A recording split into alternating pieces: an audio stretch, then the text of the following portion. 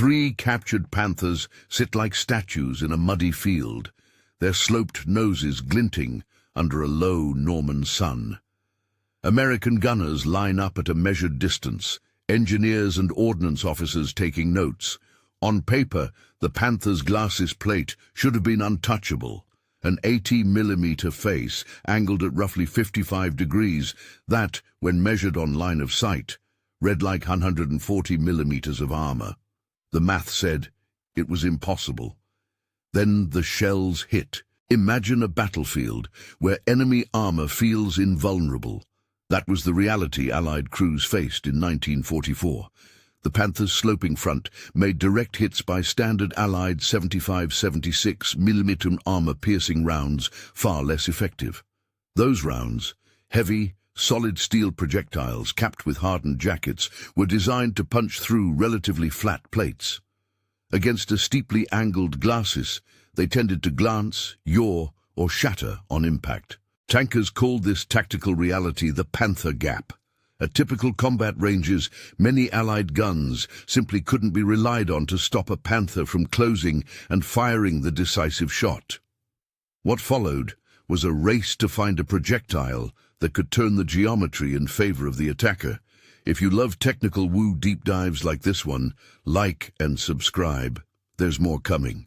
To understand why ordinary rounds failed, picture 2 ways to strike a surface. A heavy boot, slamming into a plank, spreads force broadly. A stiletto heel focuses that same force on a tiny point. Standard APCBC, armor-piercing capped ballistic cap, rounds with a boot, heavy, blunt, and excellent at carrying momentum, but prone to deflection on sloped armor.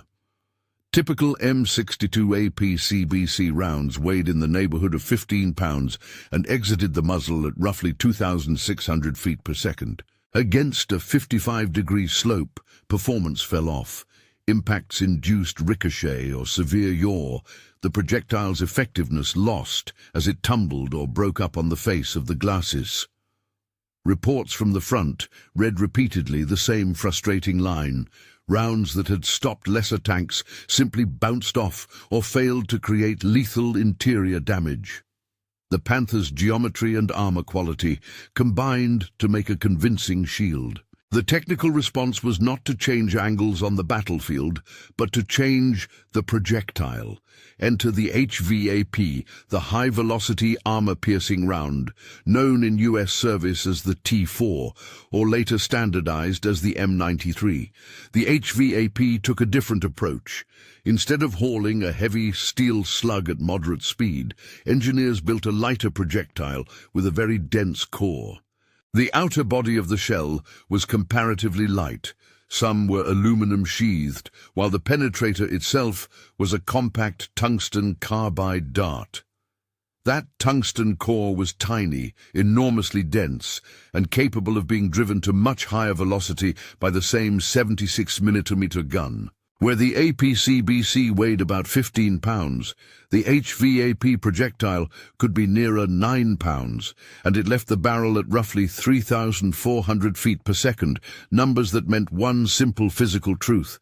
Kinetic energy rises with the square of velocity. Double the speed, and you quadruple the impact energy, focused into a much smaller surface area. Think of that stiletto heel again. A smaller contact area, concentrating vastly more energy at the point of contact. The result was not merely deeper crushing, it was the ability to defeat sloped armor by sheer localized pressure and by disrupting the plate's structural integrity. The laboratory math looked promising, but the question was always the same on war's muddy proving grounds. Would it work against real Panthers, fitted with real wartime steel? To answer that, Allied ordnance officers organized firing trials against captured Panthers set up as static targets near Normandy. The exact place name recorded in some contemporaneous notes is indefinido in the fragmented records, but the scene is clear. A line of test guns, measured ranges marked out, and observers including gunnery officers and engineers watching impacts with a clinical attention. The sequence was telling. First, standard APCBC rounds were tested at combat ranges. At 800 yards, well within the distances where crews expected to fight, many of those impacts failed to produce decisive penetration. Plates dented, jackets stripped, projectiles glanced away. Tension grew among the observers as one after another the conventional rounds could not deliver. Then the HVAP was introduced. Fired at comparable ranges, the HVAP hit the glacis in a way that surprised even seasoned ordnance men. It didn't merely make a hole. In several shots, the intact plate fractured, fissures spidered out from the point of contact, and large flakes or fragments split from the inside surface. Observers noted plates shattering in a fashion more akin to brittle metal cracking than ductile deformation.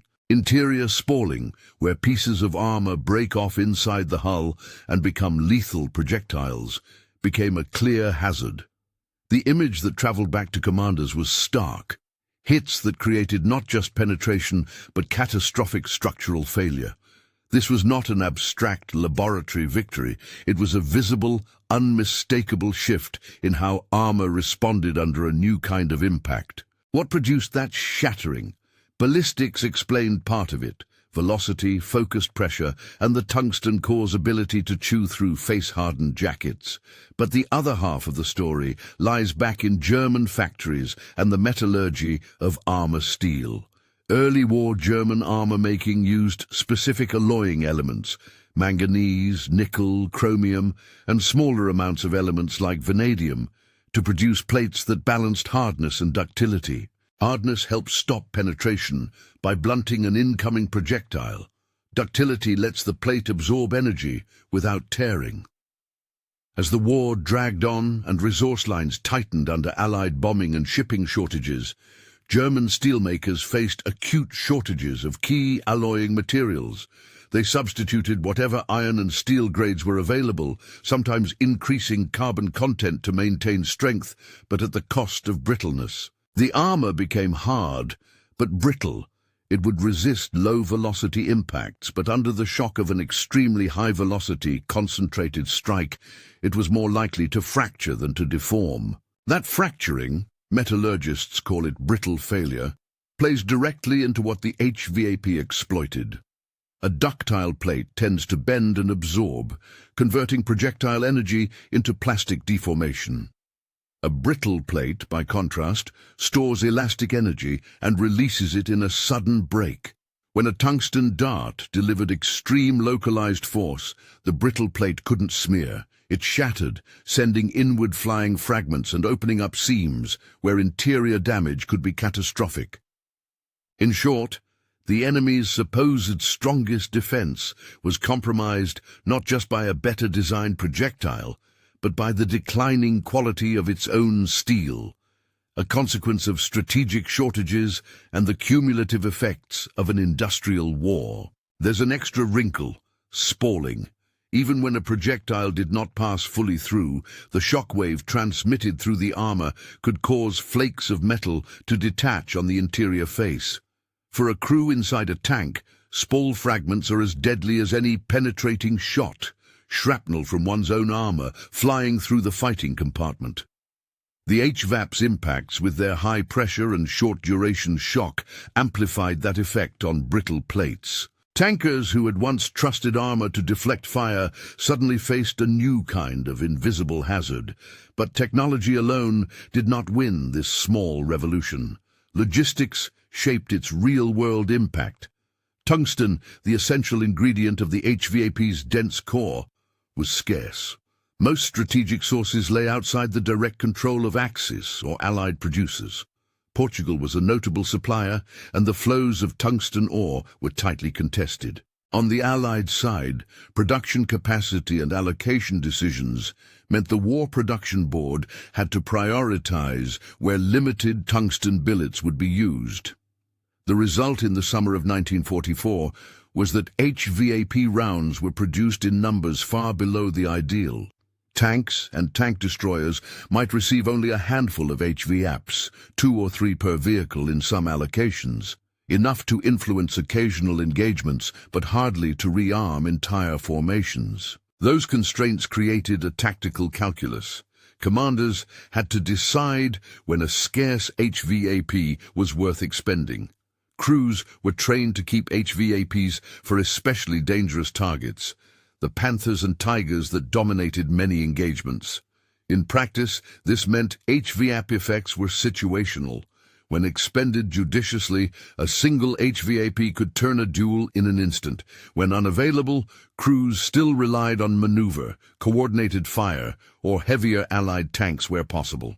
The scarcity limited strategic rollout, but it also concentrated the weapon's psychological and tactical punch. When a Panther that had seemed invincible suddenly had its glacis split, or its interior riddled by spall, the morale and doctrine implications rippled outward. Those ripples influenced operations. In Normandy, as Allied commanders pushed to break out from the bocage, the presence of even limited HVAP stocks changed how tankers and ordnance planners approached Panther threats. During Operation Cobra and in subsequent armored encounters, HVAP-equipped Shermans and tank destroyers demonstrated that Panthers were no longer automatically dominant at typical engagement ranges. Doctrine adapted. Commanders learned to hold HVAPs for key encounters, combined fire teams with infantry and artillery to force Panthers into disadvantageous positions, and relied on the occasional high-velocity hit to tip local balances. It would be wrong to say HVAPs alone brought Panthers to their knees across the board. Many factors combined in the attrition of German armored capability. But in several documented engagements, the presence of HVAP-capable guns removed the Panthers' previously comfortable edge. There's a broader lesson in that muddy Normandy field and in those awkward production meetings back in Washington and Manchester. Warfare is not decided by a single superior idea alone. It is the product of physics, metallurgy, logistics, and human choice. A brilliant ballistic design can be rendered marginal if the material to make it is scarce. Conversely, shortages in raw materials can be a strategic vulnerability more decisive than a battlefield maneuver. The HVAP story is, by that measure, an untold tale, not because the shell was a miraculous silver bullet, but because it exposed how a small technological adaptation, when matched with industrial weakness on the other side, could alter what was possible in combat. For the crews lining up that day, the sight of a Panther's glacis fissuring under impact was a revelation. For ordnance officers, it was confirmation of theory tested on the hard ground of war. For strategists, it was a reminder that superiority depends on supply chains as much as on guns and armor. And for historians, the HVAP episode is a compact case study. The interplay of velocity and mass, of alloy chemistry and factory output, of rationed tungsten and the decisions of production boards. That confluence, science pressed into the constraints of industry and logistics, helped create moments where Panthers, once thought defensible by geometry alone, became vulnerable. If you want to go deeper into the physics and see slow-motion comparisons of the APCBC and the HVAP, picture side-by-side diagrams showing how a lighter, faster core focuses force into a smaller area, and archival photos of captured Panthers used as targets. Picture a close-up of a fractured glacis, the spider web of cracks, and consider the men inside who suddenly faced metal fragments as lethal as any enemy shell. Those images help explain why an incremental change in projectile design could produce an outsized effect on the battlefield. The untold story, then, is not a single bullet rewriting the map of Europe. It is the story of how a specific, scarce technological answer exploited a weakness born in the factories and supply lines of an embattled nation. It is about how mathematics and metallurgy met logistics and doctrine. And it is about the moment when the calculated invulnerability of the Panther, so convincing on blueprints and in the eyes of its crews, was exposed as conditional, fragile, and ultimately conquerable. If this episode sparked your curiosity, there are more forgotten technical stories from Wedi to Sus waiting to be unearthed.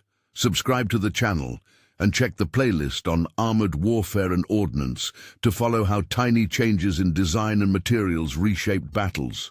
Share this with someone who loves the intersection of engineering and history. There's always more beneath the surface than the first shell suggests.